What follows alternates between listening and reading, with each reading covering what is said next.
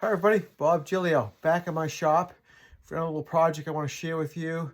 So my daughter asked me to make some cabinets for her laundry room in her home, and we came up with some ideas and ended up building a couple of cabinets. Let me show them to you.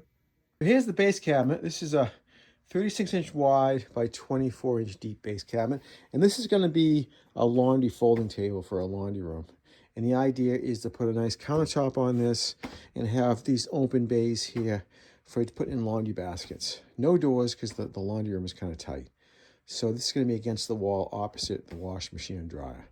And then this cabinet here is going to go above it. And this cabinet will, have things like detergents and other things she needs for laundry. A couple of details in the cabinet. You've seen me make a lot of cabinets on my prior videos on my channel. So this is one that I built that has a face frame to it. As you can see here, I used a 3/4 inch poplar face frame for it. I used pocket screws to make all the joinery on the face frame. I used 3/4 inch veneer face plywood, sanded plywood, and typical cabinet construction. And then the back, I use this beadboard here in the back to give it a nice design element to it. So this cabinet is the base. Like I said, this one is the upper cabinet. This cabinet is 60 inches deep by 17 inches by 3 feet. So, and the idea here is the rod, clothes hanging rod underneath it. So right now I'm working on the corbels here, and the idea is to do a corbel like this. So this is what you showed me, and I'm making the corbels now. So here they are under construction.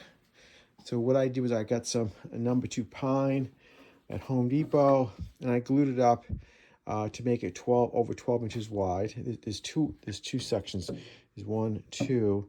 This is a 1x6, 1x8. Glued together, give me 12 3/4, and then times 2, because I'm doing 2 of them. Then what we're going to do is we're going to take this apart, and we're going to stack them and glue them together. 3 layers of this 3/4 inch pine to make it 2 1/4 inch thick, like you saw in the picture. So let's get going.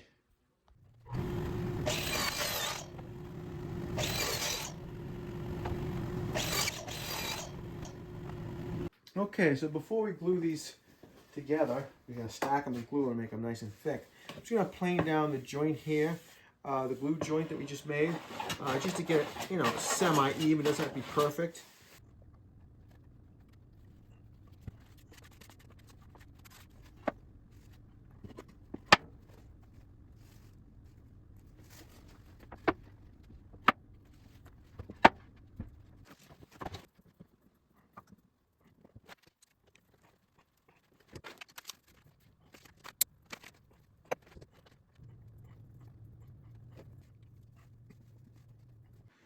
Okay, so what I do is I made a sandwich, as you saw. So I glued up 3 pieces. This piece of plastic here is to ensure that if any glue leaked over into the sides between the 2 pieces, then it won't make one solid block. So that's what the plastic's for. But each corbel is 3 pieces, okay, and there's 3 on each side of this plastic. And as you see, I had to clamp it pretty securely because pine is notorious for not being flat.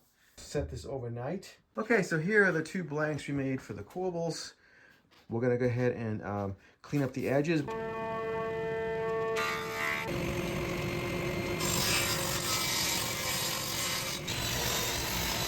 Okay, so now we're ready to cut the actual corbel shape out of the blanks. So let's get started by going back to the picture that we originally had for my daughter. So this is what they look like on the picture. So what I went ahead and did is I kind of sketched this out on a piece of graph paper like this. And you can see I drew the cabinet up here. This is the actual dimensions all scaled down. And then this is the corbel. And I'm trying to replicate this picture right here. So what I did was I came in with, I decided that I want to have the clothes hanger rod about 2 1/4 inch down on center from the bottom of the cabinet, which give me enough clearance on getting the coat hanger on and off the rod. Okay, and then what I did was I positioned that under the cabinet 10 inches out, because again, I measured the coat hanger, and that's a good distance from the wall for half of the coat hanger with plenty of room. And so now I know where this point is on the corbel. So I went ahead and drew it, and I'm assuming an 1¼ inch diameter clothes rod. And so what I did, once I knew that, then basically I went out to 12 inches like we talked about, and then I put a radius here, and then I came down on this bigger radius here. Instead of drawing this the shape on the actual blank, I think it's better to do it on make a template first. So what I did was, to make the template, I basically took a piece of hardboard. This is 1/8 inch hardboard here. And I drew out, just like I said, the radius, the 2 1/8 inch radius here, the 12 inch. I cut this template 12 inches wide by 16 inches tall. So as you can see, that's the shape, and I replicated a 2 1/8 inch radius here, 1 inch up, 1 inch in, same here. And then for this was a little more involved. So to figure out that radius, I tried several different radiuses. That I like the best is one that requires only 7 inch radius. So basically what I did was I drilled 2 holes at the corner points.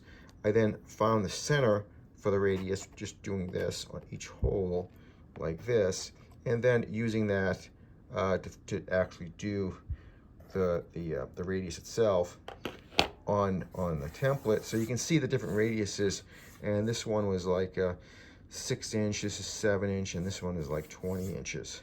So I'm gonna pick this one because I like it. It gives you the most curvature without going beyond these corner points. So let's go ahead and cut this template out.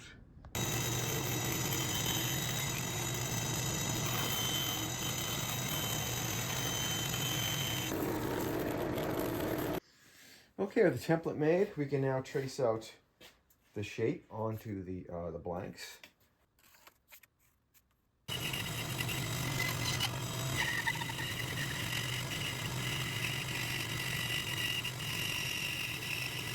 Okay, so here are the corbels well cut out. I did take them to the drill press drum sander. I sanded these arches here, this radius, inside radius, and these. Now I'm just going to finish the sanding process by hand or with a hand sander. Okay, so the last step we're going to do to these corbels is to drill the hole for the clothes rod. Okay, so here are the corbels. I put it up against the cabinet. They're going to go underneath. Be too chunky. So what I'm going to do is I'm going to take them to the joiner and plane them down a little bit.